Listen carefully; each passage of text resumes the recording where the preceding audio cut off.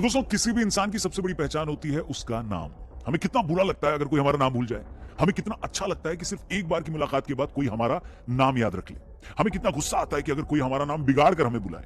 तो ये तो इंसान की बात है। सोचिए जरा, अगर एक देश का नाम बदलकर उससे उसकी पहचान ही छीन ली जाए, उसे उस नाम से पुकारा जाने लगे जिसका उसकी संस्कृति से कोई लेना देना नहीं, जिस नाम के कोई मायने नहीं, और उससे भी बड़ी बदनसीबी उस देश को आजाद हुए 75 साल बीत जाएं और उसके हुक्मरानों को कभी ये बात बुरी ही ना लगे, उन्हें ये कभी ख्याल ही ना आए कि इस गलती को ठीक करना चाहिए। मगर आखिरकार वो लम्हा आने वाला है जब इस गलती को शायद ठीक कर दिया जाए। जी हां, खबर है कि 18 से 22 सितंबर को बुलाए गए विशेष सत्र में केंद्र सरकार संविधान संशोधन कर देश का नाम इंडिया से भारत कर सकती है। अभी भी कंफर्म नहीं है। वैसे तो इस बात की चर्चा कई दिनों से गर्म थी, मगर राष्ट्रपति द्रौपदी मुर्मू जी के G20 देशों के प्रमुखों को भेजे डिनर इन्विटेशन कार्ड पर जब प्रेसिडेंट ऑफ भारत लिखा गया तो एक तरह से इस पर मुहर लग गई। इस इन्विटेशन कार्ड के सामने आते ही बवाल मच गया। कांग्रेस पार्टी इल्जाम लगा रही है कि विपक्षी पार्टियों के अपने गठबंधन का नाम इंडिया रखने से मोदी सरकार डर गई और इसी वजह से वो देश का नाम ही बदलने वाली है। केजरीवाल ने तंज कसते हुए कहा कि अगर कल को विपक्ष अपने गठबंधन का नाम भारत रख लेगा तो क्या सरकार देश का नाम बीजेपी रख देगी। इसके अलावा भी न जाने और क्या कुछ कहा गया। तो आज के फनतंत्र में हम इसी मुद्दे पर डिटेल में बात करेंगे और आपको विस्तार से बताएंगे कि इस देश के भारत नाम रखे जाने के पीछे कहानी क्या है। यह भी बताएंगे कि कैसे वेद पुराणों में सैकड़ों सालों से भारत नाम का जिक्र है। साथ ही साथ इस पूरे मामले पर मैं क्या सोचता हूं, अपनी राय, अपनी ओपिनियन भी बड़ी बेबाकी से आपके सामने रखूंगा। तो आइए शुरू करते हैं। वीडियो ध्यान से देखिएगा। वीडियो सही लगे, पसंद आए तो इसे अपने दोस्तों से भी शेयर करिएगा और भी लोगों तक पहुंचाइएगा और हमारे चैनल को भी जरूर सब्सक्राइब करिएगा। आइए शुरू करते हैं। हजारों साल पुरानी सनातन परंपरा में हर चीज के मायने हैं। यहाँ कुछ भी ऐसे ही नहीं है। हर चीज का अपना एक विधान है। फिर चाहे वो खान पान हो, योगासन हो, पूजा पद्धति हो, हर चीज का एक नियम है। उसके पीछे गहरा दर्शन और विज्ञान है। तो सोचिए जरा, उस सनातन परंपरा में जब अपने भूखंड या राष्ट्र का नाम रखने की बारी आई होगी तो उसके पीछे क्या कोई सोच विचार नहीं होगा क्या? Bharat means Bharata. Bhava means sensation, out of which comes emotion. Ra means raga, or the tune. The tune is not yours. The existence has already set the tune. Now you have to just find the rhythm, which is the thala. If you find the right rhythm, you are a fantastic human being. If you miss the rhythm, you're crushed by the process of life. So we called this nation Bharata. सैकड़ों सालों तक इस देश की पहचान भारत नाम से ही रही। इसके बाद मध्य युग में जब तुर्क और ईरानी यहाँ आए और उन लोगों ने सिंधु घाटी से प्रवेश किया तो वो लोग स अक्षर का उच्चारण ह बोलकर करते थे। इस तरह सिंधु का अपभ्रंश हिंदू हो गया।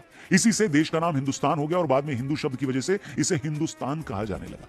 फिर जब अंग्रेज भारत आए तो उन्होंने सिंधु घाटी को इंडस वैली कहा और उसी इंडस वैली से देश का नाम इंडिया कर दिया। वैसे भी उनको भारत या हिंदुस्तान कहना मुश्किल लगता था तो उन्होंने देश को इंडिया कहा। अब सवाल यह है कि जब देश पर बाहरी लोगों का कब्जा था और उन्होंने अपनी सहूलियत, अपने कंफर्ट के बेस पर देश का नाम बदला तो हम कुछ नहीं कर सकते थे।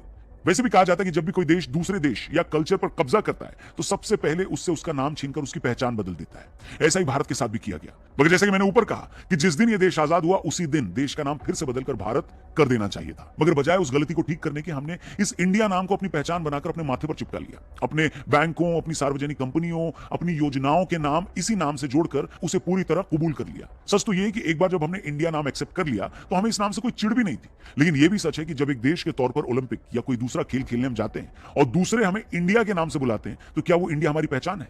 आखिर हमने ये क्यों कबूल कर लिया कि हमारी क्रिकेट टीम का नाम इंडिया हो, हमारा रिजर्व बैंक इंडिया होगा, दूसरे देशों में हमारी पहचान भारत नहीं इंडिया के तौर पर होगी? आखिर दुनिया में कौन सा ऐसा देश है जो आज भी उसे गुलाम बनाने वालों का दिया नाम ढो रहा है? बताइए, कौन सा ऐसा देश है जिसके नाम का उसके कल्चर से कोई लेना देना नहीं है? ये समझ से परे है कि जिस देश के संगीत से लेकर नृत्य कलाओं में शास्त्रीयता है, जिसके खान पान की भी अपनी देसी पहचान है, वो एक कंट्री के तौर पर इतने सालों से उधार का नाम ढो रहा था। यही सब वजह रही कि कई सालों से हमारे संविधान में इंडिया, दैट इज भारत, में से इंडिया शब्द हटाने की बात होती रही है। मजे की बात यह है कि जो कांग्रेस आज इल्जाम लगा रही है कि उसके इंडिया गठबंधन से घबराकर बीजेपी देश का नाम बदल रही है, उसी कांग्रेस के पूर्व सांसद शांताराम नाइक 2012 में बिल लाकर इंडिया नाम बदलने की मांग उन्होंने की थी। दुनिया के सबसे पॉपुलर स्पिरिचुअल लीडर सदगुरु भी इंडिया के नाम को भारत में बदलने की बात कह चुके हैं। Did we make a mistake then in converting our name from Bharat to India? A serious mistake. BJP सांसद नरेश बंसल और हरनाथ सिंह यादव भी देश का नाम इंडिया से बदलकर भारत रखने की मांग कर चुके हैं। 2014 में योगी आदित्यनाथ ने भी प्राइवेट मेंबर बिल लाकर इंडिया नाम को बदलने की मांग रखी थी। साल 2020 में सुप्रीम कोर्ट में एक याचिका लगाकर यह मांग की गई थी कि इंडिया नाम गुलामी का प्रतीक है, इसलिए उसे हटा दिया जाए और तब सुप्रीम कोर्ट ने संविधान का हवाला देकर याचिका को खारिज कर दिया था। यह सच है कि देश का नाम इंडिया से बदलकर भारत करने को कुछ लोग पॉलिटिक्स से जोड़कर देख रहे हैं, मगर यह भी सबके सामने है कि पिछले काफी वक्त से मोदी सरकार ने एक एक कर अंग्रेजों के वक्त की कई परंपराओं को बदला है। इसी मोदी सरकार के वक्त मीटिंग रिट्रीट की धुन को बदला गया, राजपथ का नाम बदलकर कर्तव्य पथ किया गया, राष्ट्रपति, उपराष्ट्रपति और प्रधानमंत्री के प्लेन पर भारत शब्द जोड़ा गया और जब ये सब काम किए गए उस दौरान तो इंडिया गठबंधन कहीं था भी नहीं। हैरानी यह है कि इसी इंडिया गठबंधन में शामिल कितनी ही पार्टियों ने अपने अपने स्टेट में अपने शहरों के नाम बदलकर उन्हें उनके पुराने नाम दिलवाए हैं। क्या मद्रास को चेन्नई नहीं किया गया? बॉम्बे मुंबई नहीं हुआ?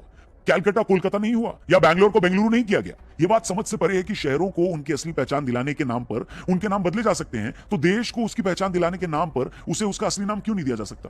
और उससे भी मजे की बात यह है कि जो पार्टियां आज इंडिया का नाम भारत करने पर इतना तिल मिला रही हैं, इनमें से ज्यादातर पार्टियां वही हैं जिन्होंने अपने अपने राज्यों में शहरों के नाम बदले हैं। इसलिए एक तरफ अगर पॉलिटिक्स को साइड में रख दें तो लगभग हर फील्ड की बड़ी बड़ी सेलिब्रिटीज ने इस नाम बदलने का वेलकम किया है। सदी के महानायक अमिताभ बच्चन साहब ने इस खबर के फौरन बाद भारत माता की जय लिखकर ट्वीट किया। गावस्कर साहब ने भी देश का नाम भारत करने को सही बताया। वीरू भाई ने तो यहां तक कह दिया कि टीम इंडिया का नाम बदलकर टीम भारत किया जाए। अब सवाल यह है कि जब इतनी बड़ी बड़ी सेलिब्रिटीज खुलकर अपने इमोशन का इजहार कर रही हैं, खबर आने से पहले ही उसे अपना अप्रूवल दे रही हैं, तो आम आदमी जिस पर वैसे भी अपने इमोशन छिपाने का कोई प्रेशर नहीं होता, उसकी खुशी का तो आप अंदाजा भी नहीं लगा सकते। Like this, India, what does it mean? It doesn't mean anything.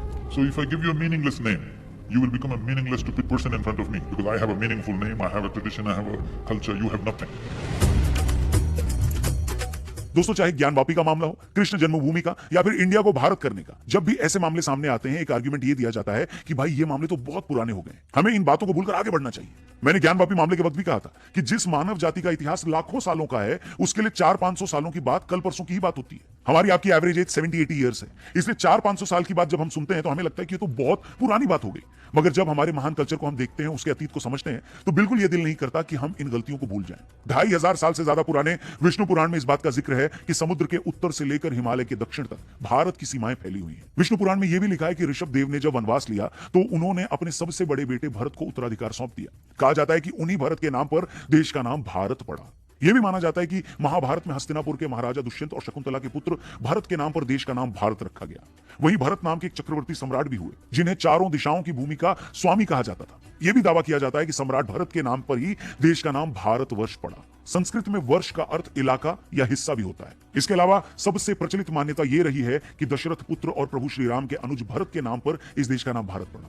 Ramcharitmanas के अनुसार भरत ने श्री राम के वनवास चले जाने के बाद उनकी खड़ाओं को सिंहासन पर रखकर राजकाज संभाला, लेकिन कभी खुद राजा नहीं बने। उनके त्याग और निस्वार्थ प्रेम ने उन्हें एक महान राजा बनाया। उन्हीं के नाम पर देश का नाम भारत हुआ। वहीं एक मान्यता यह भी है कि नाट्यशास्त्र में जिन भरत मुनि का जिक्र है, उन्हीं के नाम पर देश का नाम रखा गया। इसी तरह मत्स्य पुराण में भी उल्लेख है कि मनु को प्रजा को जन्म देने वाले वर और उनका भरण पोषण करने के कारण भरत कहा गया। अब यह इतिहास है देश के भारत नाम होने का। ये मान्यताएं और तथ्य हैं इस नाम के पीछे, और कुछ लोग चाहते हैं कि हम इन तमाम मान्यताओं, धार्मिक विश्वासों और अपने अतीत को दरकिनार कर दें क्योंकि मामला थोड़ा पुराना हो गया है। अब या तो ऐसी बातें करने वालों को अतीत का ज्ञान नहीं है या फिर उन्हें अपने कल्चर की कोई समझ नहीं। मगर कुछ लोगों की नासमझी की सजा इस देश की परंपरा और गौरव तो नहीं झेल सकता ना, बताइए। When somebody occupies a nation, any conquering forces, first thing they will do is they'll change your name. This is the technology of dominance. This is the technology of enslaving. If you look at the African American history, when African people were brought in, the first thing is at the port, their names were changed.